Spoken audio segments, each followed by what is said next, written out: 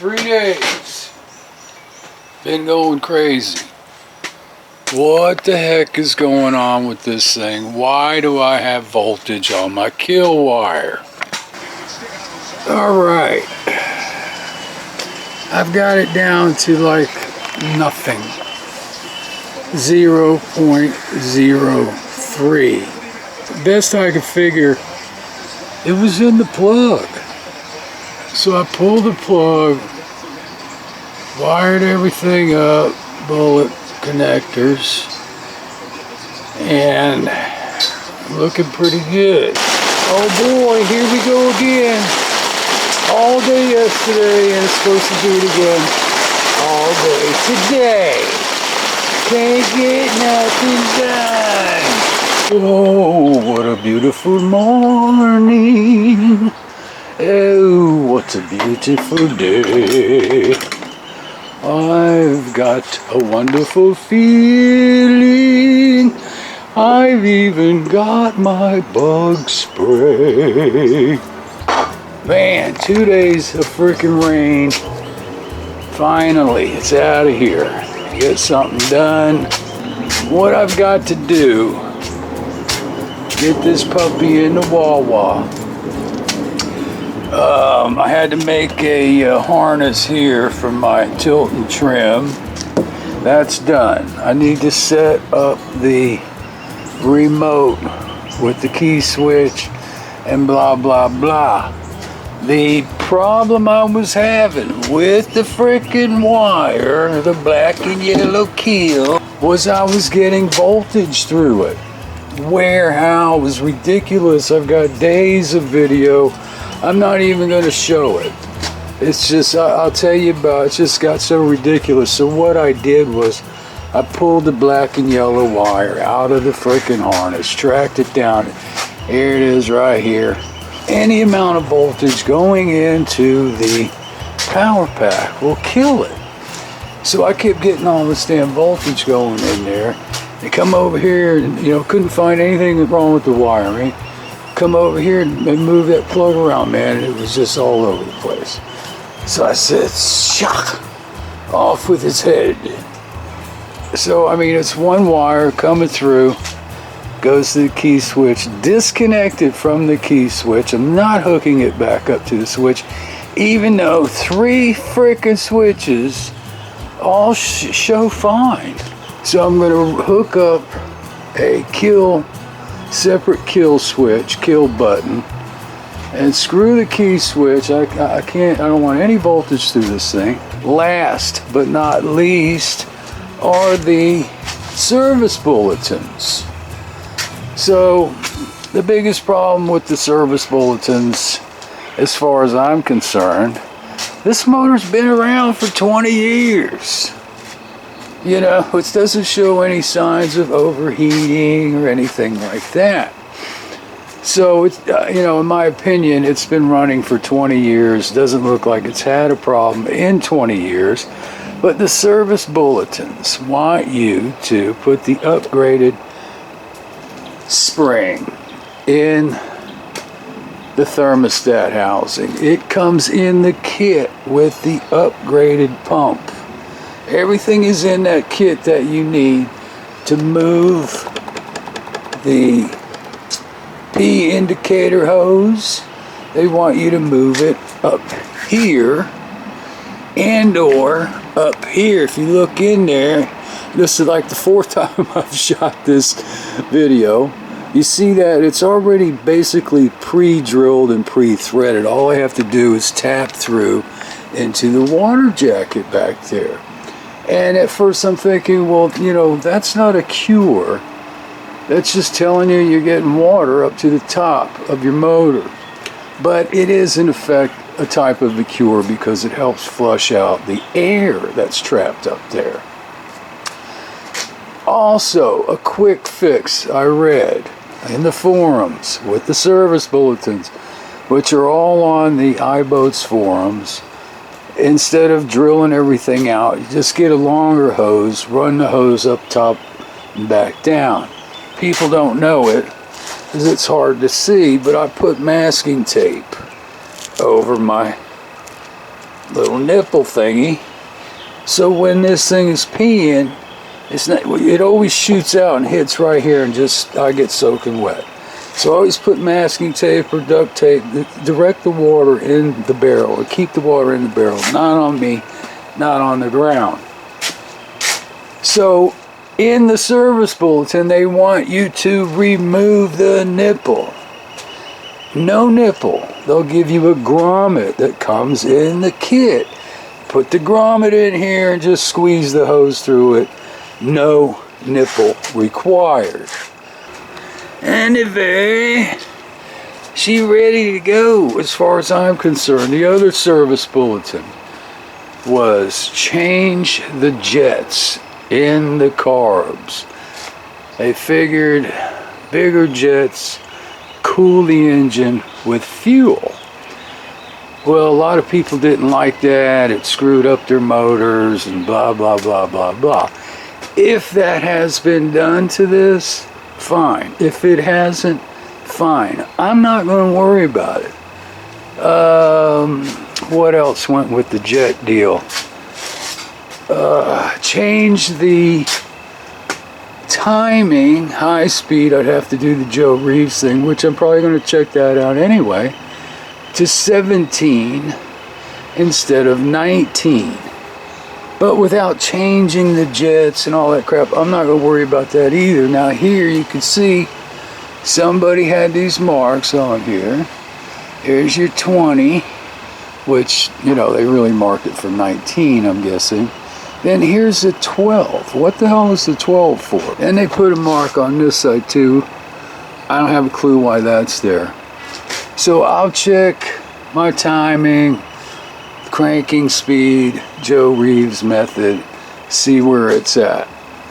And the last thing I need to do is pull the gear case off and check the pump. Now, you've seen, if you watched the last video, thing pumping like a champ. I'm getting water up here, no sweat.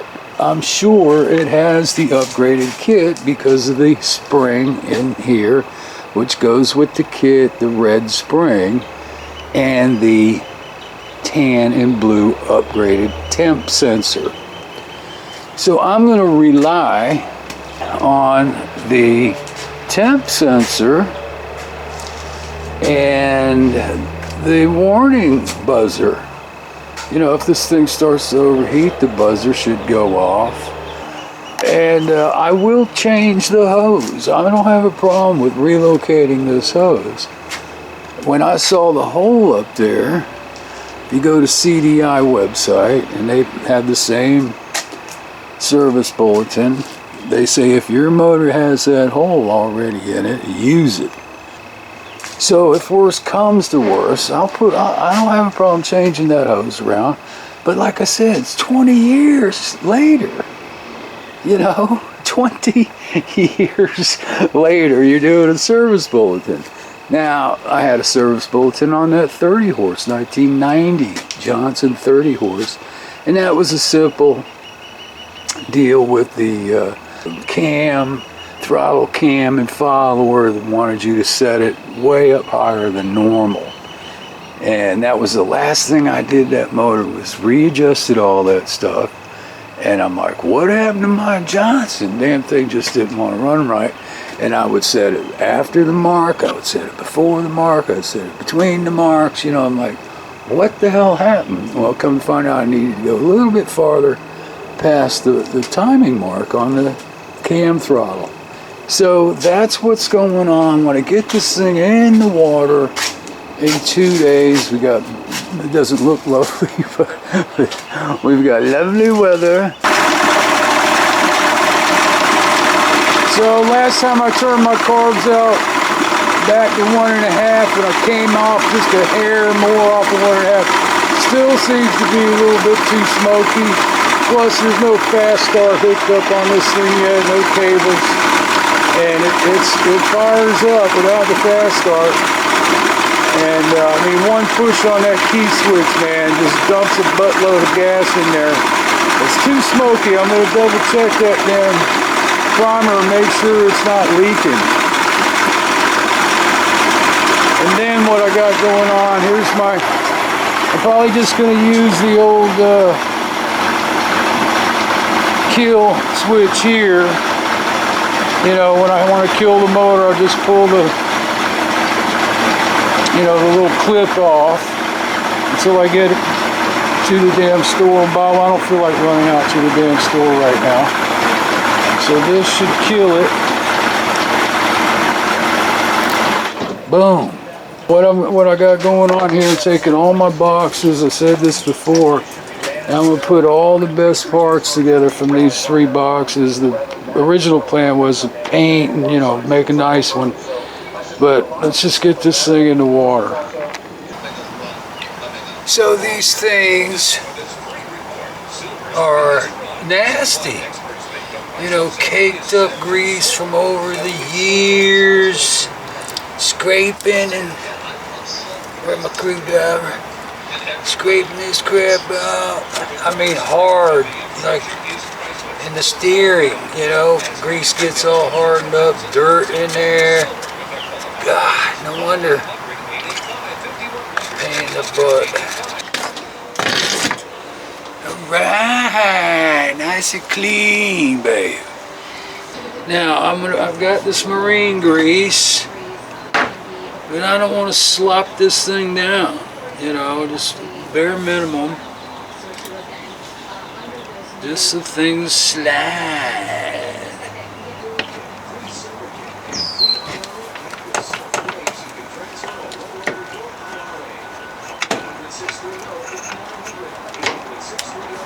Alright, that's one side. Look how nice and clean. Look at it, look brand new, baby. Ooh-wee.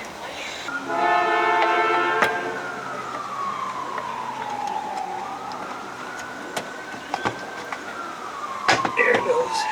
Wow, feel that. Holy macaroni.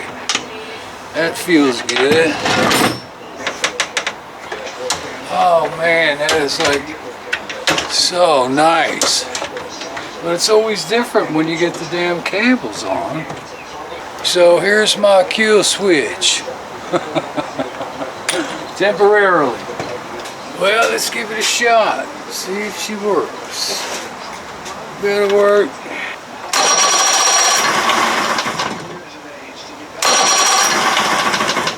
Now remember, this fast start's not hooked up.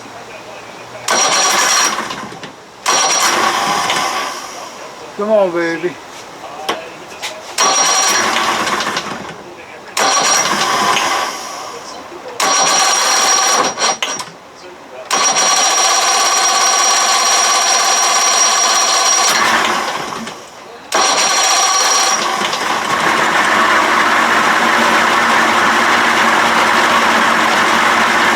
Try not to prime it too much. That's why.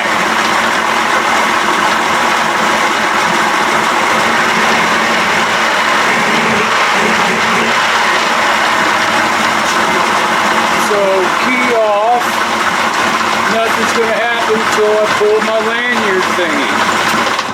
Boom. Put my lanyard thingy back, key on.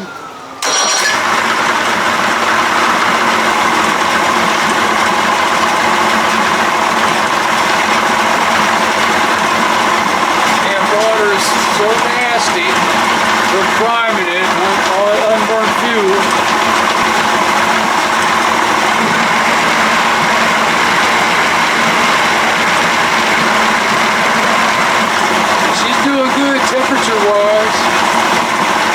Alright, so got my cables all hooked up and everything. Let's fire it up, see how she starts with the fast start lever and all that crap. See what's going on.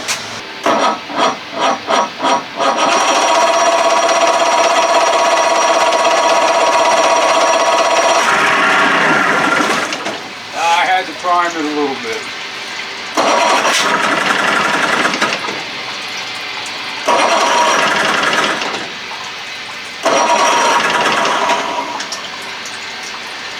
It always seems like I'm priming it too much, then it doesn't seem like it's really enough. But you can see how smoky that is. I'm gonna prime it again.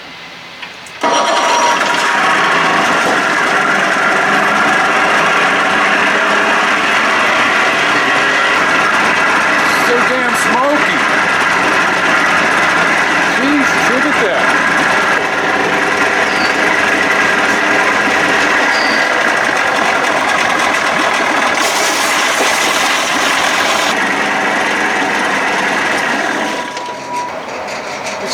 It's just too smoky. I was wondering if that primer might be leaking.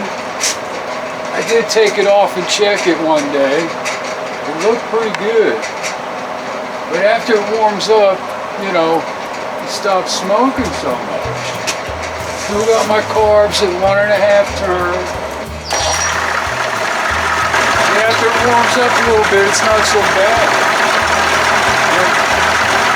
Is it the cheap oil I bought? I wonder if maybe I made a mistake and put too much oil in the gas.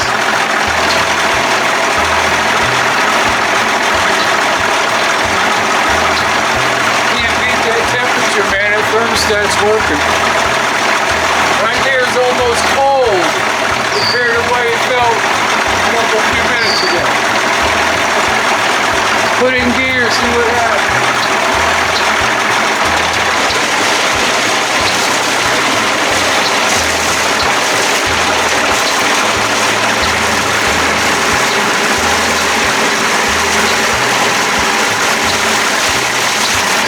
Pretty good. So yeah, I was backing off of priming it, but it needs to be primed. It won't start if I don't hold that damn key in a little bit longer than I expect to.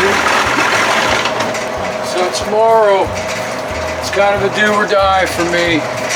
I'm either going to throw it in the water like it is, test run it, or I'm going to take the damn gear case off and check the pump, which, I've never put a motor in the water without checking the pump on it first, but this one seems to be fine. Do or die tomorrow, because I'm running out of time. I got a big project job coming up. Alright, we'll see. I'm either going to get up and tear it apart, or put it in the water, one of the two. Oh yeah, baby.